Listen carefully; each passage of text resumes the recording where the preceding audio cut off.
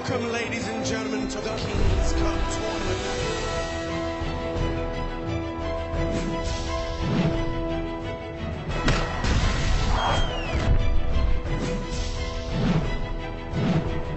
Another mid-drop golem, and this second tower is under a lot of pressure. Such an aggressive start right there.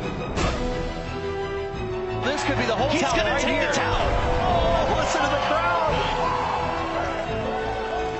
Another Dragon Mega Minion. Game over. What? Are you ready to see us crown a champion? Welcome, welcome, welcome, ladies and gentlemen, boys and girls. Yesterday, what started as a duel quickly transformed into a skirmish and then grew into a melee. And on multiple fronts, I can tell you. But today, everything is to battle for. 8 all-star teams, each with 1 player, 1 pro, and 1 of the YouTube creators are set to face off in a clash for the ages. Yes, indeed. Gold, glory, honor, fame, it all awaits. Let's go. Clash Royale 2, Clash Royale's King's Cup, day number 2. I am BBXH, and with me today I have our 3 analyst panel. We've got a brown bag, and we've got full frontage. How are you guys? What's up? Doing great. Good morning to you too, Dee. Good morning. I'm so excited. Yesterday was a big day. We had a lot of close matches with our 2v2s. And, I mean, the 3 of us were literally sitting here yesterday like, oh, my God, I can't believe this happened or that. So I'm looking forward to today. I think it's going to be some good battles. Today is the top 8 players from hundreds of competitors that came out to Atlanta today. So this is going to be an insane day of Clash Royale. Totally agree. And for those of you at home, if you're trying to join in, make sure to hashtag King's Cup 2, Clash Royale, and OnePlus. You actually have a chance to win a brand new OnePlus phone. So that is extremely awesome for you guys. And we'll feature some tweets on the stream. I think I'm going to tweet out when the casters are going. I already tweeted, so I am trying to get my OnePlus phone. I don't know about you guys. I definitely will be. All right, so for anybody who missed it, or if you're just joining us in today, I want to fill you guys in on the format of our competition today, because we have teams. So this is pretty much the first ever Clash Royale team championship that we've had. So let's break it down for them, guys. We had 5 heats, started at hundreds of players throughout the day, each lasting an hour. In the in-game tournament, it went down to 40 to 20. Down to the top 8 who we have today, who will join the YouTubers and the pro players. Yeah, now we had those 8 players drafted yesterday by the YouTubers, so we do have our final teams ready. That looks like some really good matchups today. We will get that Chief Pat and Molt matchup, those Clash with Ash and Clash with Cam matchups right in the beginning. So those are going to be really fun to watch. All right, so now today we move on to the next portion. Today are the finals, a 3v3. So our teams of 3, just as you saw, are going to be your YouTuber, your pro player, and those who came out yesterday to compete live. And they were the top 8, and they got drafted by the teams. I don't know about you guys, but I would feel so good to be one of those top 8 and get to play with my favorite YouTubers and pro players. Yeah, so if we take a look at the bracket, the first matchup we have today is the Tower Tornadoes versus Viva La Sparky, and that is going to be a fantastic match. Ooh, yes. Clash with Cam, C McHugh, and Ace going up against Clash with Ash, Surgical Goblin, and Vulcan. You know, my money for this first match is definitely going to be on Clash with Cam. I think him and C McHugh are going to put in some really tough competition for this. So I don't know about you guys, but that's where my eggs in my basket lie. It's interesting because there's been a debate about the best player in the world, and arguably the 2 pro players, they're in the running for that title of best player in the world. So this is going to be a fantastic first match. I don't know if I want to say who I'm predicting today. I mean, I definitely have my players out there that I know and I love, so I don't know. I think I'm going to keep it a secret until we get later in today. But I mean, definitely These people are out to win today, all of them, no matter what. I don't know about you guys, but I'm ready to get into this. Let's get started. You guys remember them from yesterday. We've got Woody and Rumham standing by.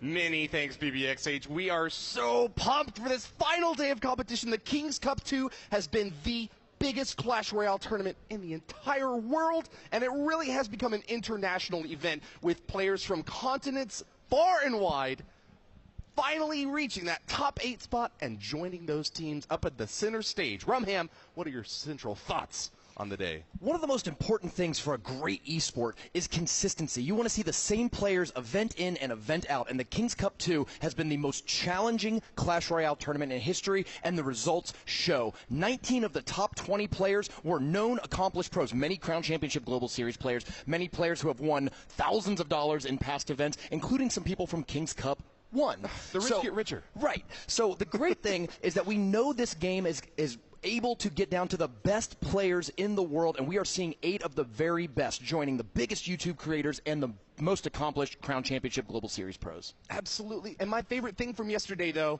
was that we got to see some new faces. We got some players that we had seen before and had won thousands of dollars, like you said, but we got guys like Yugi Art that I had never heard of. Vulcan, who, although I had heard of him, it was only because he previously was in my Clan Red Alpha and had just launched himself into the competitive scene. Saturday was an absolute battle royale to see who could reach the top 8, and it was a grueling marathon, too. 5 heats in total, and you had to make it to the top of every single one of them in order to get a chance to be drafted by these players. How do you think the draft went? I think the draft was, you know what? Why don't we just watch? Hey, great idea. Let's send it to Let's press pause for just a second, shall we? We promised you a remarkable viewing experience, and it's time for me to deliver on that pledge.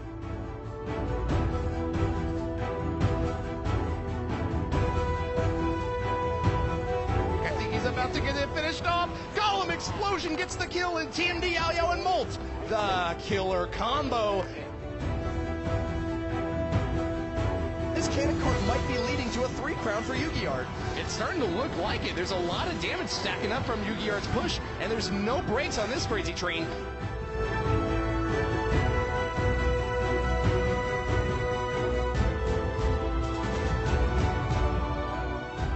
This is a massive attack from the Tower Tornadoes. Lock is good for the flying machine, popping that thing down, and it is within rocket range now. Rumham. I believe we're going to be seeing a rocket soon, and that does it! C. McHugh and Clash with Cam are the winners of the 2v2 tournament.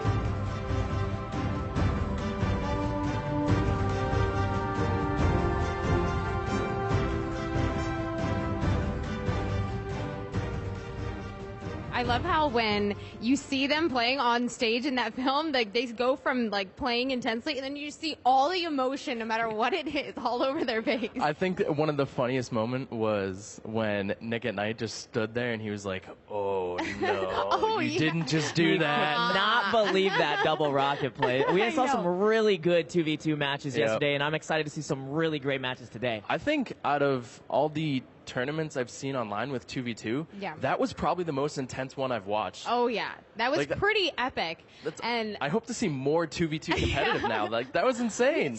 Me too. And so speaking of, you know, it's a lot of it goes into a good 2v2 is the deck building. What do you bring to the table? Do they work together? Which, I mean, Clash with Cam and CMQ told us and showed us how you can really do that. So let's break down the top decks from yesterday. So here we have them, guys. What do you think?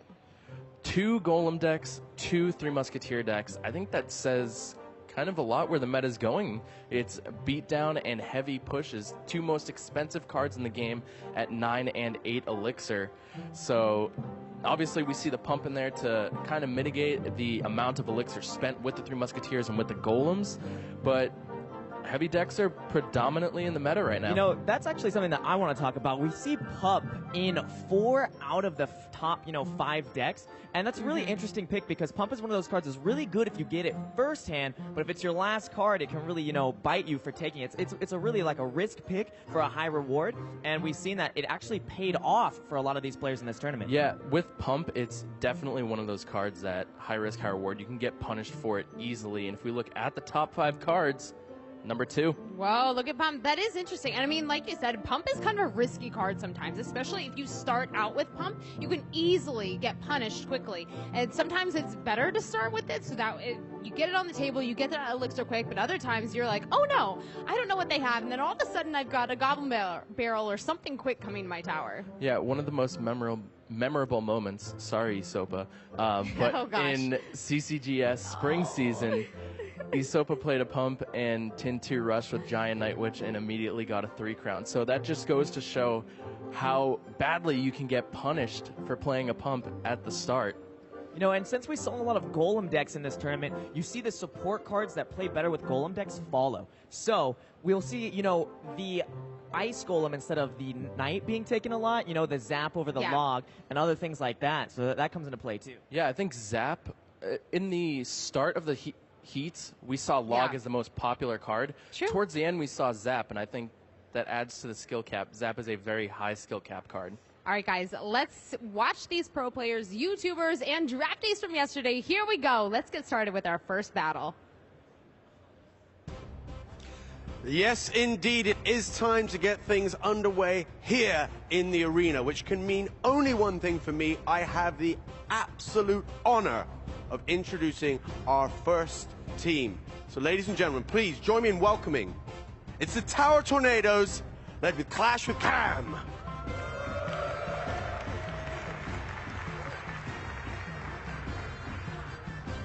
And of course, they will need a worthy opponent, and none more so worthy than the guys that make up Viva La Sparky, and they are led by the fearless Clash with Ash.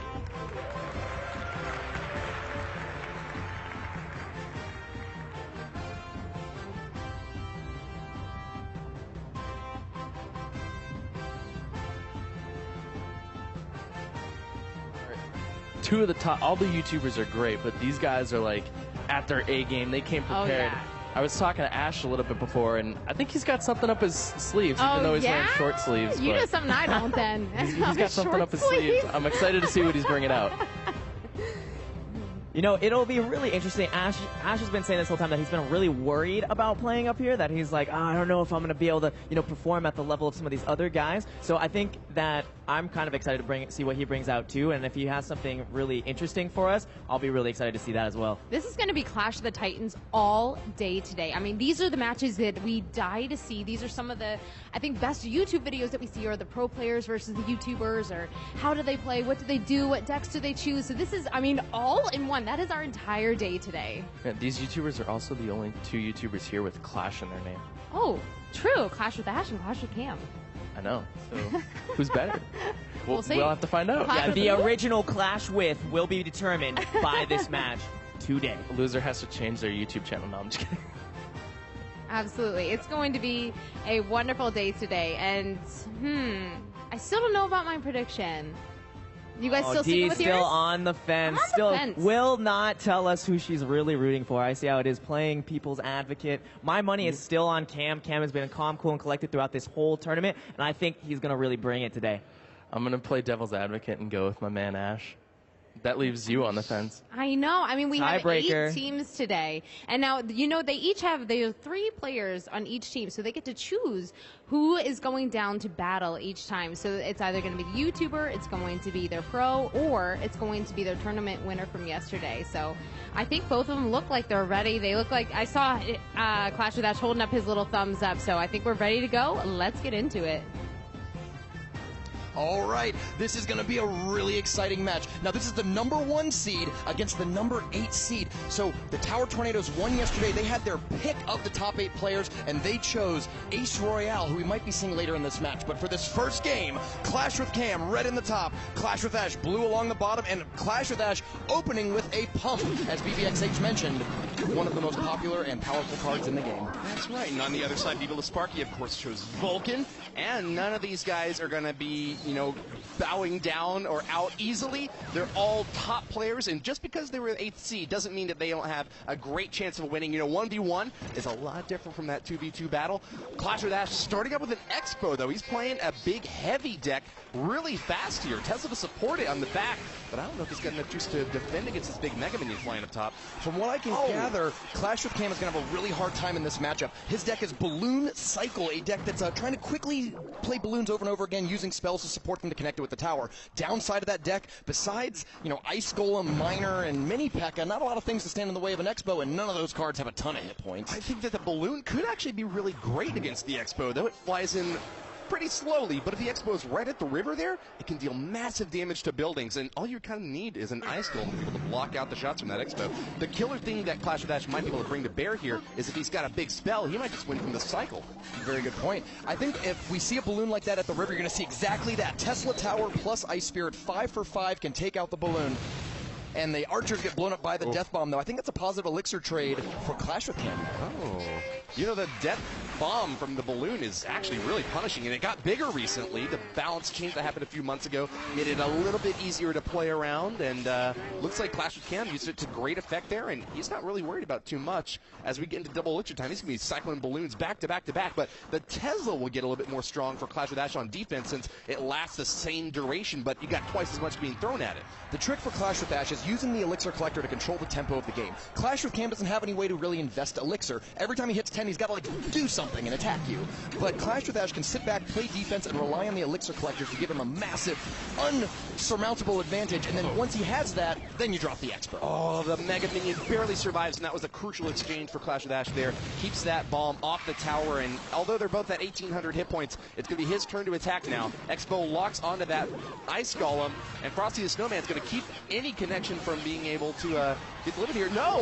Hold on, the Mega Minion a little bit too little. The Fireball misses. Well, not misses. It hits the tower on the Expo, but doesn't hit the Tesla Tower. Now, here's a really good situation for Clash with Ash. He can use that Tesla Tower to clean out tanks like Ice Golem. Makes it hard to play Balloon on that side. And even if this Expo goes down very shortly, he can play another Expo and take advantage of the last 10 or 15 seconds of the Tesla's lifespan. Dang, man. We got both shooting in from the Expo and from the Archer. Lots of damage out the right lane. We haven't seen the last card from Clash with Ash yet, but if it's a spell, he might be within cycle range of getting the win here. Rolls the lock through the tower and gets the lock. That is a GG, Rumham. Clash with Ash turns it around. Great matchup. Looked a little sketchy early on. Those balloons are coming at him pretty quick, but he was able to maintain composure, get the Elixir Collector down on the board, and eventually get 2 Expos back-to-back in double elixir time to take the game. Going up 1-0 in the match. It will be a best of 3. Working hard. He's got to get one more win here before he can knock Cam out. But remember, this is best of 5 overall. The round depends upon which team gets completely knocked out first.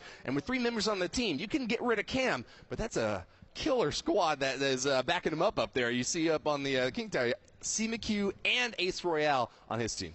Now, Clash with Ash, if he had to go on to battle one of those 2 players, well, let's just take a replay of the last game first. Yeah. Here we are, the crucial moment where the second Expo came down, taking advantage of the last Tesla Tower to help protect it. You can see that Tesla Tower drawing bats away, helping take out the Mini P.E.K.K.A. as well, and that is what made that Expo so successful. Once it locked on, that game was over. Finished him off. And, I might have been sounding a little bit bullish for Ash in that last match, but I think that Clash with Cam has actually got a good chance of being able to make this a reverse sweep. He is one of the pros that loves playing on ladder the most, and with so much experience going against so many different kinds of decks, I think that he'll be ready for whatever Ash is going to throw at him next. Ash has a distinct advantage playing against these pro players if he does manage to make it onto the next round, because he has so many of them on his channel regularly. I mean, almost, I'd say 4 times a week there's a pro player on his channel, so he knows how they think, he knows how they play, he knows what sort of decks they run, and it wouldn't shock me to see Clash with Ash upset one of these pro players. He sure knows what to expect, and he was prepping hard with Surgical Goblin last night. They were up burning the midnight oil on the first day. I wonder if they were doing the same last night or if they just got a good night's sleep. Got to get a good night's sleep. It's a long day today. We have Bandit coming down the right side. Goblins coming down the left side. Miner comes up to help tank for it. Ooh, Battle Ram, not the best defensive option. That's 4 elixir to stop 5, but then you don't have the Battle Ram and cycle for offense. Big round-based push, but it gets taken out by the poison there. Something I noticed, Rumham, was that all these top pro players are going for Zap. You know, some of them will pick Poison, some will pick Fireball, kind of dependent on the situation. But I wonder why Log Bait hasn't become more popular, since not very many of the guys in the tournament yesterday were playing Log. That's a very good question, because when we looked at those top 5 decks, while 4 of the 5 had Pump, all 5 had Zap. Partially because bats are really popular, and you needed a solution to them, and there's not too many great elixir-efficient options to get rid of them when you're attacked. So I assume that's why Zap. Oh, you also need Zap to reset Inferno Dragons and Inferno Towers. That's true, and with so many big, heavy tanks in the game, it's no surprise that they would go for that option to be able to keep their big bodies in play. Clash with Ash gives an angry face to the P.E.K.K.A, but actually those Musketeers staying outside of tower range might do a good job at, well, take it down to less than half health. Yeah. It won't take too much. Oh, it locks on to the left side. Miner's chipping away, blocking for this Musketeer at the left side, and she is almost getting that tower all the way down. Triple digits at 560 at least. Clash with Cam, not a whole lot to play on the left lane. You know, Ash could have probably even taken that damage over on the left side from the minions. You're pretty healthy whenever you can take out an opponent's tower this early in the game. Absolutely. I think that's the challenge with 3 Musketeers, right? Is they're always playing both lanes at the same time. And even if you have a really good answer to one lane, if it costs 7 elixir, you're really limited on what you can do on the other lane. The great thing about 3 Musketeers is by putting them in the far back, you, the 3 Musketeers player, regain enough of your elixir to support them, even just with a small spell or extra troop, and that can completely throw off people's pre-planned defense. Something fun that I thought that I might share with you guys out there is, you know, when you're in the game or when you're spectating, you can interact with all your friends by using the emotes in the game or throwing some confetti. Well, in YouTube chat, we also now have the King emotes that you can drop whenever your favorite player gets a good win, or unfortunately made take the loss there, give him a little crying face. But looks like you might have to drop the crying face for Clash with Cam. It's not looking too good at this left lane. Miner Minion Horde is going to get some damage in. And double elixir time is usually when 3 Musketeer decks start to take over the game, so to get an early lead like that is huge, because normally we see 3 Musketeers decks in the opposite position, right, with one tower that's pretty low and it might go down, and then they turn it around on the advantage of being able to split both lanes in double elixir time. So unless Clash with Cam can put together something really quickly, we might be seeing a 2-0 sweep in our first match of the day. A log rolls through the left lane, doesn't hit anything. Does it make a sound, Drumhand? What? The log, if it doesn't hit anything, does it still make a sound? If a tree falls in the arena. You got me, you got me. It's early morning. All right, so we have 80 left now. It's just going to take another log or 2 minor hits to take it down.